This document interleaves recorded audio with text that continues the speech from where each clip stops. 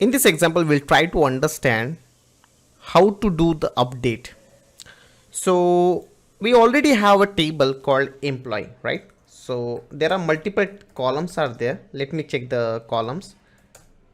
Yes. So what I'm doing, I'm just selecting ID. Then let's select first underscore name and then email ID. Email from EMP. So the formatting is not good. So let me format it little bit.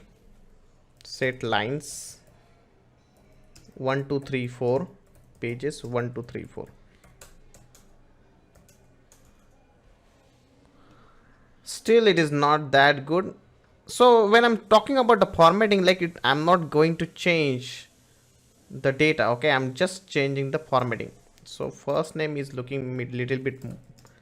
Select call first name for A30. Okay, now it is looking good. So what I can see, there are 1000 records are there. Okay, in the employee table we have 1000 records are there, and I need to update something. So what I will do, I will try to update this email ID. Okay, let's assume that we got the request from the client and he's saying that please change my email ID. This is the things he is saying. Okay, now how to do that?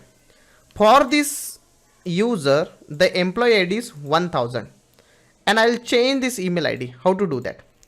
Update table name. The table name is employee. Set what is that column name? The column name is EMP. Let me cross check that. Email. Okay, the column name is email. Update table name set email equals to new email ID test@gmail.com. This is a new email ID where which email ID I want to change, for which ID equals to 1000. Okay, so first of all you need to understand the syntax of update statement. I am selecting this ID and I'm changing this email ID. Okay, done. Every after insert, update, delete, you need to do the commit. I'm doing the commit. Now let me try to select the data one more time. Select ID, comma, first underscore name, then my email ID, email from EMP.